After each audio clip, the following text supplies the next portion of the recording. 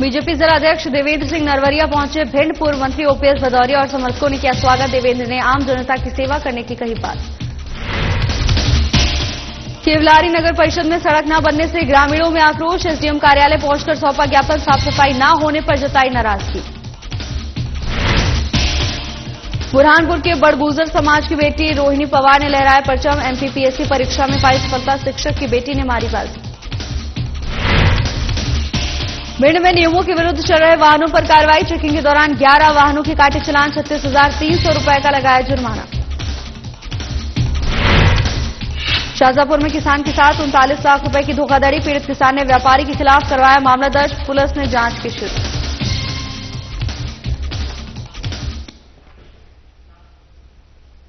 नमस्कार, खबर मध्य प्रदेश देख रहे हैं आप। मैं हूं आपके साथ भावना त्रिपाठी। भिंड जिलों से भारतीय जनता पार्टी ने देवेंद्र सिंह नरवरिया पर दोबारा भरोसा जताकर उन्हें फिर से बीजेपी जिलाध्यक्ष बनाया है। बता दें कि जिलाध्यक्ष बनने के बाद पहली बार भिंड नगर आगमन पर ग्वालियर से लेकर भिंड तक जगह जगह उनका भव्य स्वागत हुआ। उनके साथ पूर्व सांसद डॉक्टर रामलखन सिंह भी मौजूद रहे। तो वहीं मेहगांव में पूर्व मंत्री ओपीएस भदौरिया, कैबिनेट मंत्री राकेश शुक्ला ने साथ ही जनपद अध्यक्ष सरोज रामकेश बघेल, उपाध्यक्ष मयूर भदौरिया, अजीत भदौरिया और इनके समर्थकों ने फूलों की वर्षा की। ढोल नगाड़ों के साथ जमकर आतिशबाजी भी की गई। तो वहीं बीजेपी जिलाध्यक्ष देवेंद्र सिंह नरवरिया ने बीजेपी कार्यालय पहुंचकर संबोधित किया और कहा कि उनके समर्थकों ने उनका ऐतिहासिक स्वागत किया है। वो आम जनता की सेवा के लिए कोई कसर नहीं छोड़ेंगे और पार्टी ने जो भरोसा जताया है उस पर खरा उतरने की बात कही। भारतीय जनता पार्टी के कार्यकर्ता हैं, जो पहले भी हम दायित्व हमें जो मिला है उसको बढ़ाया है, दोबारा दिया है। भारतीय जनता पार्टी का जो संगठन है, मध्य प्रदेश का संगठन पूरे देश में लोग याद करते हैं।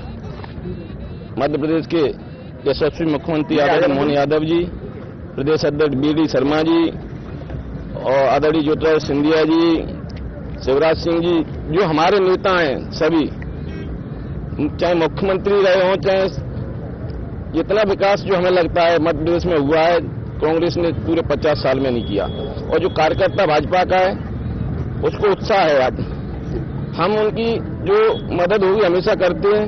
और भारतीय जनता पार्टी का संगठन, उसमें जो हमारे बूथ से अध्यक्ष से लेके मंडल अध्यक्ष, पदाधिकारी, जो भी उनकी मदद होगी संगठन की तरफ से पूरा करेंगे। खरगोन में पटवारी मुख्यालय पर 27 जनवरी को महू में आयोजित होने वाली जय बापू जय भीम जय संविधान यात्रा की तैयारियों को लेकर एक कार्यक्रम आयोजित किया गया, जिसमें कांग्रेस प्रदेश अध्यक्ष जीतू पटवारी ने शिरकत की। शहर के गौरीधाम स्थित कांग्रेस कार्यालय पर आयोजित बैठक के दौरान जीतू पटवारी ने कार्यकर्ताओं के बीच कहा कि कांग्रेस में छोटी मोटी बात झगड़े बताकर भ्रम फैलाने का प्रयास किया जा रहा है, जबकि कांग्रेस का कार्यकर्ता एकजुट है। मेरा दायित्व है छोटी मोटी बात आत्मसात करना, बड़ों को सम्मान, साथियों को गले लगाना मेरी जिम्मेदारी है। इसी के साथ प्रदेश कांग्रेस अध्यक्ष जीतू पटवारी ने साधना प्लस के ब्यूरो आमिर शेख से 1-to-1 किया। इस दौरान जीतू पटवारी ने कहा कि संविधान निर्माता के अपमान, संविधान को बचाने के लिए कांग्रेस सड़क पर उतरी है। इस देश में प्रेम, प्यार और मोहब्बत, सभी महापुरुषों ने इंसानियत की बात कही है।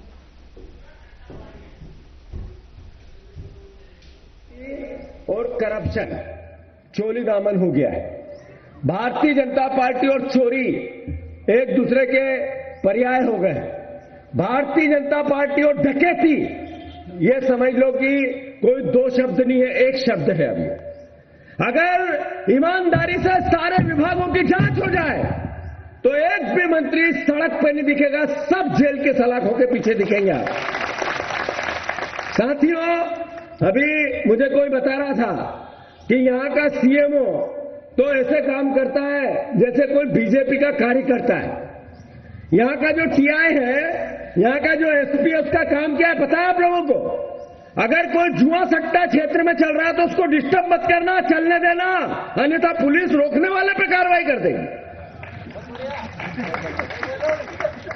ऐसी हालात है, अद्भुत अकल्पनीय करप्शन। थाना सिर्फ रिश्वत का दूसरा नाम। थाने पे जो पैसे लिए जाते हैं उसकी डायरी बनती है, उससे इकट्ठे किए जाते हैं, मंत्री तक पहुंचाए जाते हैं। अरे सौरभ शर्मा का केस क्या है? मोहन यादव जी ने एक दिन कहा कि अब सारे टोल आसपास के प्रदेश के जो दूसरे राज्यों में जाते हैं बंद। मतलब वेद बंद और अवैध।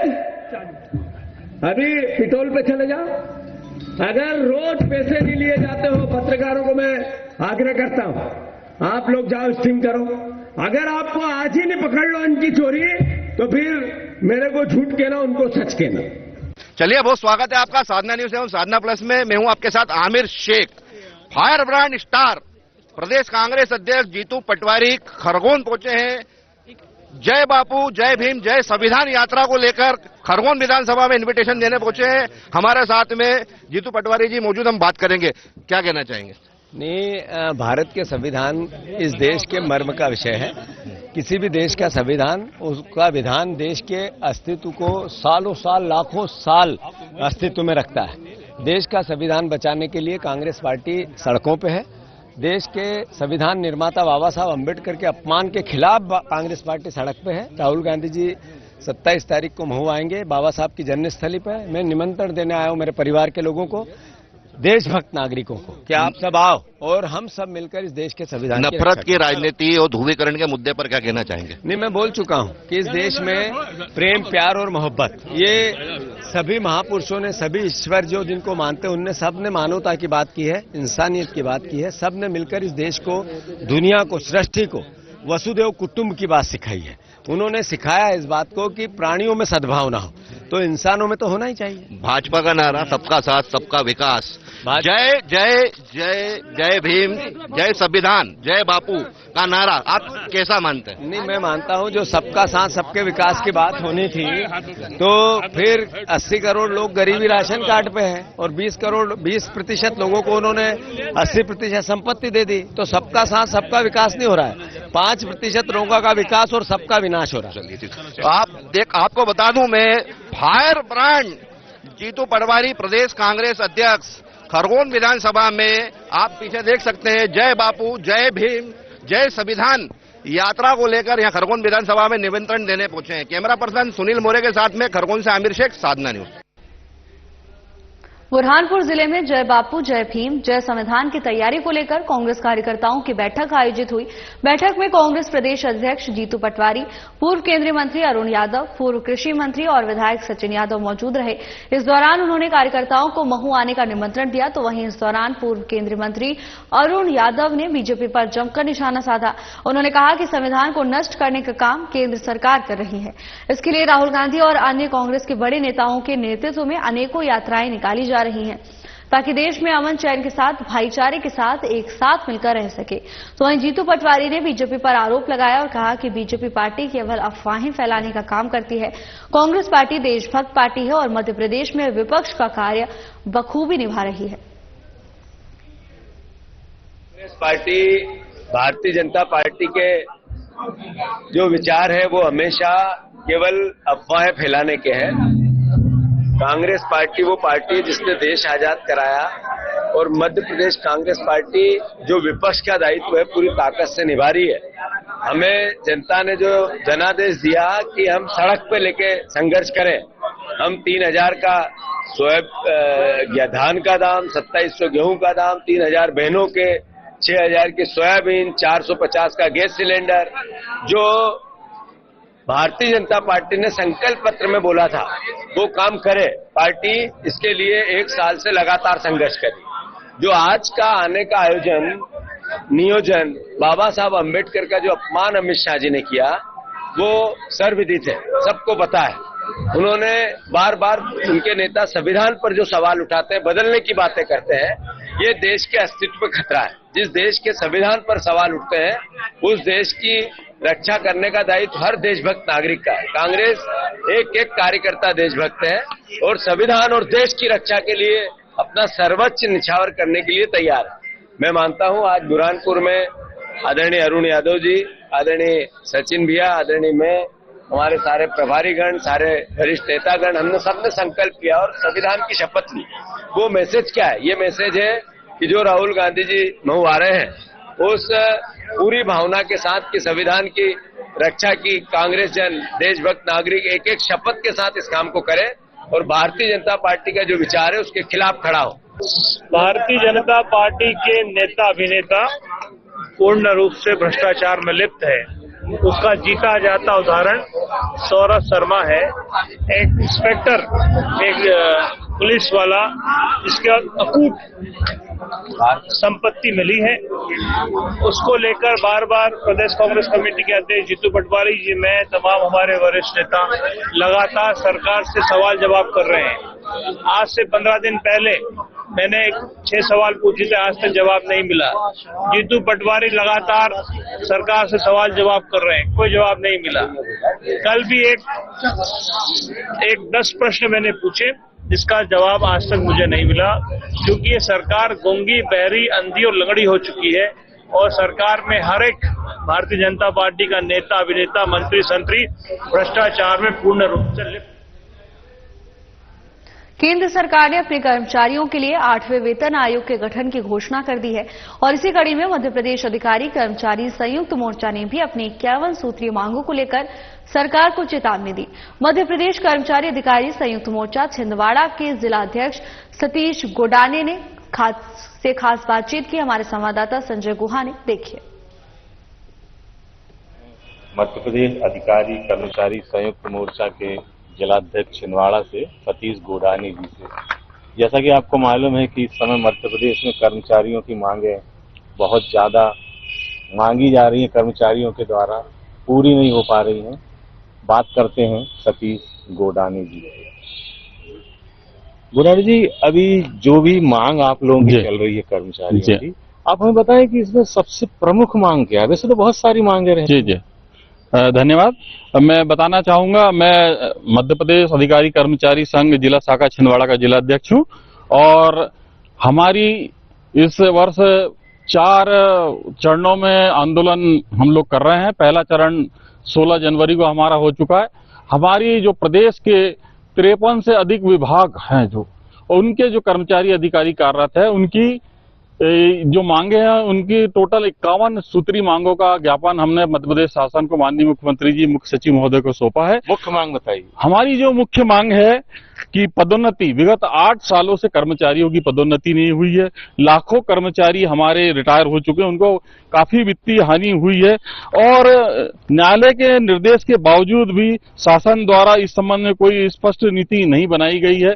और दूसरी जो महत्वपूर्ण वेतन विसंगतियां हैं, हमारी काफी संवर्गों की जो वेतन विसंगतियां हैं, वो काफी वर्षों से लंबित है और शासन स्तर पर इस संबंध में कोई कार्रवाई नहीं हो रही। कमेटियां भी बनी है, लेकिन उस पर कोई निराकरण नहीं हुआ। और जो महत्वपूर्ण मांग है हमारी, सभी कर्मचारियों की पुरानी पेंशन बहाली की मांग है, हमारे शिक्षकों को नियुक्ति दिनांक से वरिष्ठता दिए जाने की मांग है और जो शिक्षक साथी हैं हमारे, उनको जो 35 वर्ष होने पर चतुर्थ समयमान वेतनमान जो मिलना चाहिए, वो वाली मांग है। इसके अतिरिक्त जो मेन मांग हमारी चतुर्थ श्रेणी कर्मचारी, अंशकालीन कर्मचारी और सभी संवर्ग के जो कर्मचारी की वेतनमान नियमितीकरण की मांग है, वो महत्वपूर्ण मांग इसमें शामिल है। कहना इनका कि न्यायालयीन प्रकरण जो हैं और उनमें आदेश होने के बाद भी शासन द्वारा इम्प्लीमेंट नहीं किया जा रहा है। दूसरा आपसे पूछना चाहेंगे कि अभी हाल ही में 8वें वेतन आयोग की घोषणा की है, जबकि ये समाचार पत्रों के माध्यम से और चैनल के माध्यम से ये बताया जा रहा था कि सरकार, केंद्रीय सरकार 8वां वेतन आयोग का गठन नहीं कर रही जी। तो ये अचानक इस तरह की घोषणा से क्या लगता है, आप शॉर्ट में बताइए। हाँ, मैं ये कहना चाहता हूँ कि हाल ही में केंद्र सरकार ने केंद्रीय जो कर्मचारियों के लिए 8वें वेतन आयोग के गठन की घोषणा की है, लेकिन मध्य प्रदेश शासन ने इस संबंध में अब तक कोई कमेटी गठित नहीं की है। इसका कारण शासन की वित्तीय स्थिति या राजनीतिक प्राथमिकता हो सकती है। संभवतः वेतन आयोग से जुड़े जो अतिरिक्त खर्चों से लेकर सरकार असमंजस में है, यह निर्णय लेने में देरी कर रही है। हम मानते हैं कि यह निर्णय प्रदेश के कर्मचारी के हितों के खिलाफ है और इसे जल्द से जल्द लागू करना चाहिए ताकि वेतन असमानता और कर्मचारियों का समस्या का समाधान हो सके। आपको क्या लगता है कि मध्य प्रदेश सरकार कब तक इसका लागू कर सकती है? केंद्रीय शासन ने के स्तर पर 8वां वेतन आयोग जो है लागू होने में समय लग सकता है, क्योंकि इसकी जो प्रक्रिया है काफी लंबी है। वहीं मध्य प्रदेश शासन के इसे लागू करने की संभावना और शासन की वित्तीय स्थिति और राजनीतिक इच्छा शक्ति पर निर्भर है। यदि हमारी मांगों को नजरअंदाज शासन द्वारा किया गया तो हमें कर्मचारियों के हक के लिए आंदोलन करना पड़ेगा और हड़ताल जैसे कदम उठाने को हमको मजबूर होना पड़ेगा। अच्छा, आप बताइए कि इसमें ये जो 8वें वेतन आयोग की घोषणा हुई, इसमें कर्मचारी और पेंशनरों को क्या लाभ मिलेगा? आप अपने हिसाब से बताइए शॉर्ट।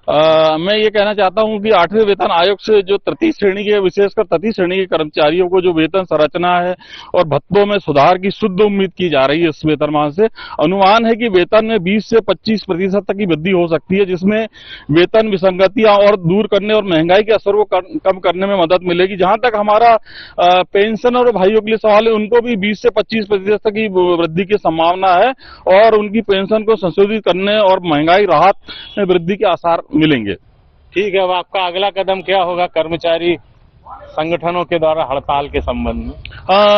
हमारा शासन से ये निवेदन है कि कर्मचारियों की जो वर्षों से लंबित मांगों को प्राथमिकता देते हुए उसके प्रति अपना दायित्व निभाए, सम्मानजनक वेतन, पदोन्नति, पेंशन लाभ और सुविधाओं को लागू कर कर्मचारियों को आर्थिक स्थिरता और सामाजिक सम्मान प्रदान करे। इससे कर्मचारियों को मनोबल बढ़ेगा और बेहतर कर्मचारी सेवा देने के लिए सक्षम होंगे। हम शासन से निवेदन करते हैं कि जो हमारी मोर्चे की कम सूत्री मांगे हैं उस पर शीघ्र निर्णय लेने का कष्ट करें और हमारे माननीय जो हमारे मुख्यमंत्री महोदय हैं काफी संवेदनशील हैं, कर्मचारियों के प्रति अच्छा उनका रवैया है। हम निवेदन करते हैं कि कर्मचारियों को भी लाभ से मतलब उनको लाभ प्रदान करने का कष्ट करें और क्योंकि शासन की सभी योजनाएं कर्मचारी अधिकारी प्राथमिकता पे निराकरण कर रहे हैं और माननीय सीएम महोदय की जो प्राथमिकता की योजना है उनको भी मतलब समय अवधि में वो पूर्ण कर रहे हैं। तो ये थे हमारे साथ सतीश गोडाने, मध्य प्रदेश अधिकारी कर्मचारी संयुक्त मोर्चा के अध्यक्ष, जिन्होंने बताया कि कर्मचारी अपनी मांग के लिए हड़ताल निरंतर जारी रखेंगे यदि उन्हें हक नहीं मिला तो। संजय गुहा, साधना न्यूज। कर्मचारी बहुचर्चित नगर परिषद केवलारी के ग्रामीणों में सड़क न बनने और साफ सफाई को लेकर आक्रोश देखने को मिल रहा है, जिसे लेकर ग्रामीणों ने एसडीएम कार्यालय पहुंचकर ज्ञापन सौंपा और प्रशासन से जल्द सड़क बनाने और साफ सफाई की व्यवस्था कराने की मांग की। बता दें कि शिकायत मिलने के बाद एसडीएम तत्काल रूप से मौके में जाकर निरीक्षण कर नगर परिषद प्रशासन को सड़क बनवाने और वार्ड में साफ सफाई करवाने के निर्देश दिए हैं।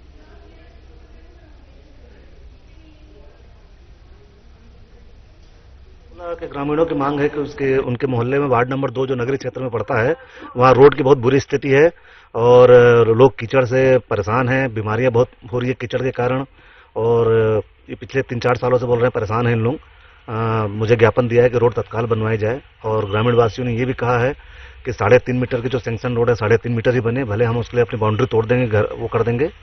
तो अच्छा है, ग्रामीण वासियों में भावना है, नगर वासियों में कि वो रोड के लिए अपना बाउंड्री भी देने को तैयार हैं, तो बहुत अच्छी बात है ये। मैं तत्काल इसको देखता हूँ, टेंडर हो चुका है और टेंडर खुलने की बस देरी है, टेंडर खुलवाते ही इसका काम मैं चालू करवा दूंगा। नाली और रोड इस विषय में हम लोग सारे के सारे ज्ञापन दिए हैं एडीएम साहब के यहाँ पे आके ग्राम वासियों ने, क्योंकि 2 साल से ये झूला झुलाया जा रहा है प्रशासन के द्वारा। कोई कीचड़ में हर आड़े दिन गिर रहा है, कोई बीमार हो रहा है। आज की डेट में 4 से 5 लोग केवलारी जिला हॉस्पिटल में एडमिट हैं। बुरहानपुर के बटगुजर समाज की बेटी रोहिणी पवार ने एमपीपीएससी की परीक्षा उत्तीर्ण कर शिक्षा विभाग में सहायक संचालक के पद पर पदस्थापना प्राप्त की। ये गर्व का पल है, केवल रोहिणी पवार के लिए नहीं बल्कि पूरे बटगुजर समाज के लिए है। बता दें कि रोहिणी पवार ने अपनी मेहनत और लगन से एमपीपीएससी की परीक्षा उत्तीर्ण की है और शिक्षा विभाग में सहायक संचालक के पद पर पदस्थापना प्राप्त की। ये एक बड़ी उपलब्धि है और रोहिणी पवार ने अपने समाज और परिवार का नाम रोशन किया है। सकल पंच बटगुजर समाज बुरहानपुर के अध्यक्ष सुनील कोटवे ने रोहिणी पवार को बधाई और शुभकामनाएं दी। उन्होंने कहा कि रोहिणी पवार की उपलब्धि पूरे बटगुजर समाज के लिए गर्व का पल है।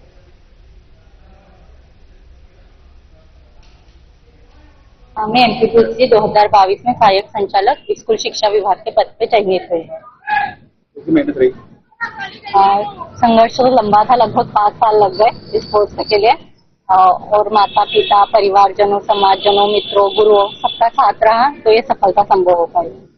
ये पूरे इसका श्रेय किसको देंगे? इसका श्रेय मैं अपने माता पिता, परिवारजनों, मित्रों, गुरुओं, समाज सबको देना चाहूंगी। कैसी खुशी महसूस हो रही है? शब्दों में बयान नहीं कर सकते उसको। क्या नाम है आपका? मेरा नाम रोहिणी पवार है। आपकी उम्र की लड़कियों को क्या संदेश दोगे? संघर्ष करते रहिए, पढ़ते रहिए, सफलता जरूर मिलेगी। कुमारी रोहिणी अरुण पवार ने समाज का नाम गौरवान्वित किया है। ये मध्य प्रदेश से प्रथम बालिका है जो एमपीपीएससी फाइट करके जो है वो सहायक संचालक शिक्षा के पद पर पदस्थ हुई है। पूरा बड़गुजर समाज की ओर से इस बालिका को बहुत बहुत हार्दिक बधाई एवं शुभकामनाएं, उनके उज्जवल भविष्य की कामना करते हैं। साथ ही आपने पूछा कि बड़गुजर समाज उन्नति कर रहा है, तो बड़गुजर समाज में और भी जो बालिका है, बालक है, बहुत आगे निकल रहे हैं। जैसे इनके ही एक भाई है राजेश पवार, उनकी बालिका छिंदवाड़ा से एमबीबीएस के 2य वर्ष में है, 3य वर्ष में है। मेरी बालिका जो है वो master of surgery ENT Vadodara Gujarat से कर रही है। और निश्चित रूप से ये हमारे लिए, समाज के लिए बड़े गौरव की बात है कि हमारे बच्चे जो है बहुत आगे बढ़ रहे हैं। और बिटिया रोहिणी पवार जो है, इसको मैं बचपन से देख रहा हूँ, बहुत ही जुझारू और मेहनती लड़की है। शुरुआत में हमारे बच्चों की ट्यूशंस वगैरह भी लेती थी और बहुत ही ब्रिलियंट गर्ल। शाहजहांपुर में कोतवाली पुलिस ने एक व्यापारी के खिलाफ 39 लाख से अधिक की धोखाधड़ी का मामला दर्ज किया है। आरोपी व्यापारी ने फरियादी को ऊंचे दामों पर सोयाबीन बेचने का लालच देकर उसकी वेयर हाउस में रखी सोयाबीन खरीद ली और साथ ही 5 बार में नगद रुपए भी ले लिए। आरोपी व्यापारी ने फरियादी को बताया कि वो उसकी सोयाबीन को ऊंचे दामों पर बेचेगा और उसका पैसा जल्द से जल्द वापस कर देगा, लेकिन आरोपी व्यापारी ने फरियादी की सोयाबीन को बेच दिया और उसका पैसा खुद रख लिया। आरोपी व्यापारी ने 29 लाख की नगद राशि और 10 लाख की सोयाबीन लेने के बाद फरियादी को रुपए लौटने से इनकार कर दिया। तो वहीं फरियादी ने आरोपी व्यापारी से कई बार पैसे मांगे, लेकिन वो हर बार टाल मटोल करता रहा। अंत में फरियादी ने कोतवाली पुलिस में शिकायत दर्ज कराई। पुलिस ने आरोपी व्यापारी के खिलाफ धोखाधड़ी के साथ अन्य धाराओं में मामला दर्ज कर लिया है और जांच शुरू कर दी है।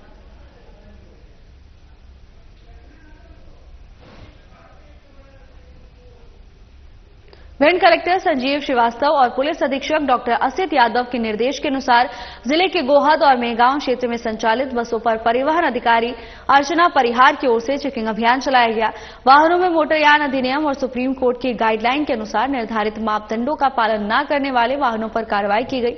कार्रवाई के दौरान कुल 82 वाहनों की जांच की गई, जिसमें एक ओवरलोड बस, 2 स्कूल बस बिना परमिट, एक ऑटो बिना परमिट जब्त कर मेहगांव थाने में रखवाए गए हैं। वाहनों में विशेषकर परमिट, फिटनेस, बीमा, अग्निशमन यंत्र, प्राथमिक उपचार पेटी, ड्राइविंग लाइसेंस की जांच की गई। तो वहीं जब्त वाहनों के अतिरिक्त अन्य 11 वाहनों पर मोटरयान अधिनियम की अन्य धाराओं में चालानी कार्रवाई कर 36,300 का जुर्माना लगाया गया।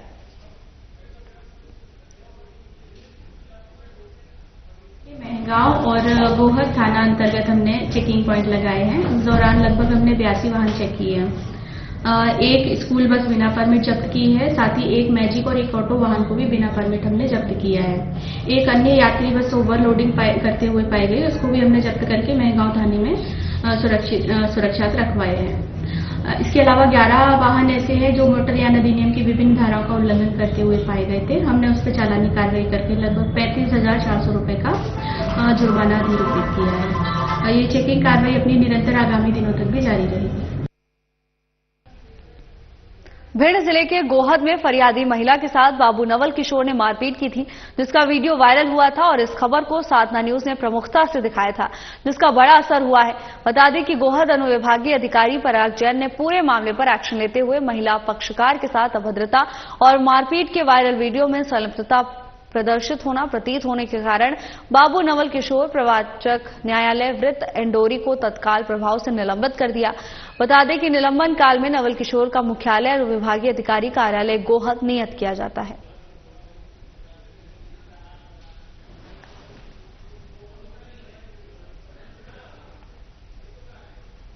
खबर शिवपुरी के तेंदुआ थाना क्षेत्र की है, जहां तेंदुआ थाना पुलिस ने एक अंधे कत्ल का पर्दाफाश किया है। दरअसल पूरा मामला शिवपुरी जिला के तेंदुआ थाना क्षेत्र का है, जहां 17 जनवरी को शंभू शर्मा और उनका बेटा बबलू शर्मा ग्राम बहरावदा में अपने भाई वीरेंद्र से मिलने गए थे और सभी परमाल यादव के घर गए थे। इस दौरान परमाल यादव का बेटा कन्हैया यादव कुल्हाड़ी लेकर आया और सभी के साथ अभद्र भाषा में बात करने लगा और जब विरोध किया तो वीरेंद्र शर्मा के सिर पर कुल्हाड़ी से हमला कर दिया। इस दौरान वीरेंद्र बेहोश हो गया। जब वीरेंद्र को जिला अस्पताल ले गए तो वहां से ग्वालियर के लिए रेफर कर दिया गया, जिसकी शिकायत थाना तेंदुआ पुलिस को की गई, जिसके बाद पुलिस ने आरोपी के खिलाफ मामला दर्ज कर लिया है और कार्रवाई जारी है। तेंदुआ क्षेत्र का बहरावदा गांव है। 17 जनवरी के दिन में जो घायल है वीरेंद्र शर्मा, वो कन्हैया यादव के घर चाय पीने गया था वहां पर इनका किसी बात पे मुंह वाद हुआ। इस बात पे कन्हैया यादव ने उसके सिर में कुल्हाड़ी मार दी। कुल्हाड़ी मार के वो भाग गया। इसके बाद वीरेंद्र शर्मा के भाई शंभू शर्मा द्वारा तेंदुआ थाने में रिपोर्ट कराई गई। रिपोर्ट कराने के बाद पुलिस जब बेहरादा गांव में पहुंची तो वहां उसे सूचना मिली कि बेहरादा के जंगल में 1-1.5 किलोमीटर वहां पर वीरेंद्र एक लाश पड़ी है। जो मामला भिंड जिले के फूप थाना क्षेत्र के चंबल नदी पुल का है, जहां बड़ा हादसा होते होते टल गया। बताया जा रहा है कि भिंड से इटावा की तरफ जा रहे एक 22 चक्का ट्रक के चालक का संतुलन अचानक बिगड़ने से ट्रक चंबल पुल की रेलिंग तोड़ते हुए आगे का हिस्सा चंबल नदी की ओर लटक गया और पिछला हिस्सा पुल की रेलिंग ने रोक लिया, जिससे बड़ा हादसा होने से बच गया।